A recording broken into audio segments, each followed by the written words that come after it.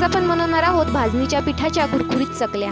त्यासाठी एका mixer grinder मध्ये हिरवी मिरची, लसूण, अद्रक, कोथिंबीर, 1 चम्मच जिरा आणि कढीपत्ता टाकून याची छान पेस्ट करून घ्यायची। त्यानंतर भाजणीचे पीठ घ्यायचे, त्यामध्ये ओवा, तीळ, चवीपुरतं तिखट, हळद, धने पावडर, मीठ, मिक्सर ग्राइंडरला बारीक केलेलं हिरवं वाटण टाकायचं, गरम तेलाचं मोहन टाकायचं।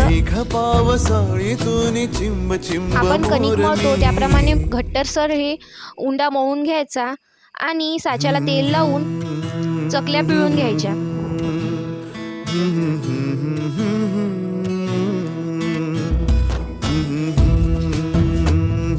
लो मीडियम फ्लेमवर याला छान तळून घ्यायचं, गोल्डन ब्राऊन कलर येईपर्यंत तळून घ्यायचं आणि काढून घ्यायचं। आपल्या भाजणीच्या पिठाच्या कुरकुरीत चकल्या रेडी आहे। माझ्या चॅनलला लाईक करा, शेअर करा, सबस्क्राईब करा।